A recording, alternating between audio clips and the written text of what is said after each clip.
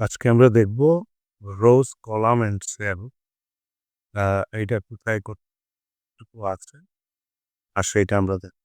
তাহলে চলেন আমরা একটু দেখি মেইন এক্সেল ফাইলে আমরা চলে যাই। আমরা গিয়ে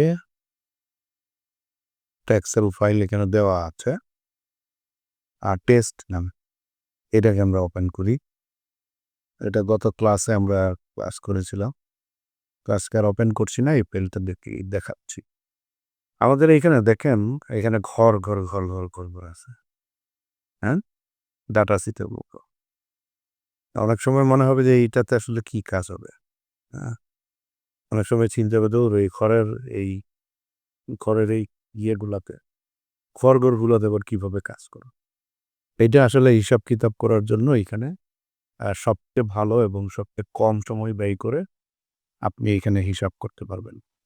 প্রথমত হচ্ছে বলি যে এইখানে ব্যাখ্যা দিব হচ্ছে রো, কলাম অ্যান্ড সেল। এখানে ৩ টা জিনিস আছে। কলাম অর্থ কি? আমরা কলাম অনেক সময় আমরা গ্রামে শুনতাম যে ঘর বানানোর সময় কলাম বলতো। ঘরের যে সোজাসুজি বা লম্বালম্বি যেটা দিত সেটাকে কলাম বলত। তাইলে এই যে লম্বালম্বি যেটা আছে এই পুরা অংশটাকে আমরা বলবো হচ্ছে কলামস। এটা হচ্ছে কলামস। আর এই যে সোজাসুজি যে অংশটা এটাকে আমরা বলবো রো বা রোস। ঠিক আছে? এগুলোকে আমরা বলবো কি রো, কলাম। হ্যাঁ? তারপরে হচ্ছে এই একটা অংশ দেখেন। এখানে ক্লিক করলে একটা সিঙ্গেল। এই সিঙ্গেল অংশগুলোকে সেল বলে, সেল। হ্যাঁ? এগুলোকে সেল বলে। তো এইজন্য এটা ৩ টে ভাগে বিভক্ত। এখন বিষয়টা হচ্ছে এইখানে কতগুলো কলামস আছে এবং কতগুলো রোস আছে। অর্থাৎ এই যে রো কতগুলো আছে, কলাম কতগুলো আছে। এইখানে কলাম হচ্ছে, আমি একটু লিখি এখানে।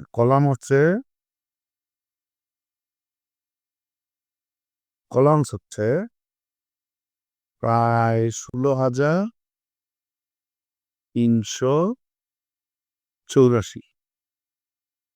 ৮৪টা কলাম। হ্যাঁ? তারপরে হচ্ছে রোর উপরে রেখি যেহেতু এটা বড়। রোস হচ্ছে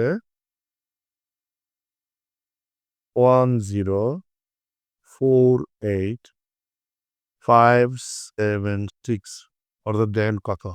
১০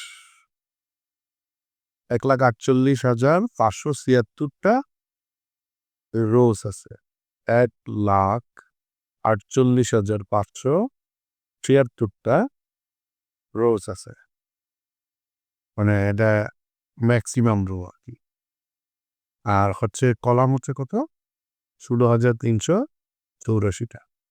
কতগুলো কলাম আর রোজ দিয়ে এটা তৈরি হয়েছে এবার বুঝছেন। তারপরে হচ্ছে এখন যদি কেমনে বুঝবেন এটা আপনি? কেমনে দেখবেন? আপনি কিবোর্ড থেকে এখানে হচ্ছে প্রেস করবেন। সাপোজ হচ্ছে কিবোর্ড থেকে কন্ট্রোল চেপে ধরে যদি আপনি রাইট অ্যারো বাটন ক্লিক করেন তাহলে একদম এটা শেষে চলে যাবে দেখেন। এই যে আপনি যদি কলাম দেখতে চান, দেখেন XFD এই কলামটাতে যদি আপনি চলে আসেন, তাহলে আপনি দেখবেন একদম সবার শেষে কলাম চলে আসছে। হ্যাঁ? এটা জানি না কত কাউন্ট কিন্তু কলাম চলে আসছে একদম শেষেরটা। XFD অর্থাৎ কি প্রেস করবেন? কন্ট্রোল প্লাস রাইট কি, কন্ট্রোল প্লাস লেফট কি প্রেস করলে আবার কি আমরা আগের জায়গায় চলে আসছি? হ্যাঁ, আগের জায়গায় চলে আসছি।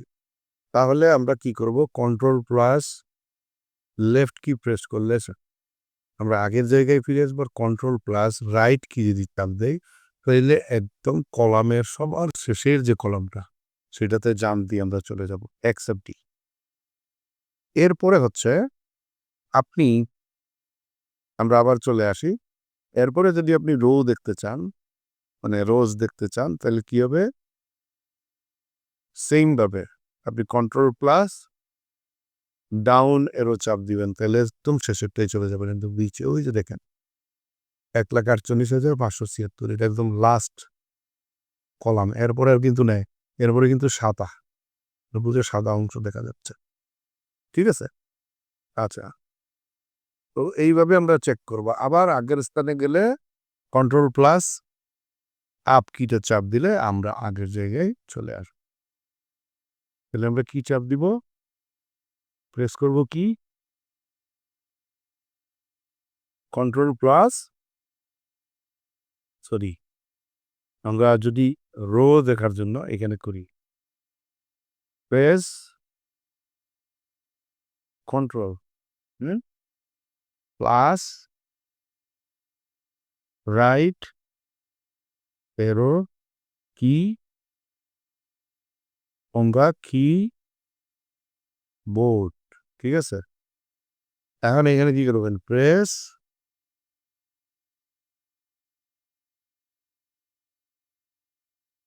কন্ট্রোল প্লাস, দেখে এডিট করি,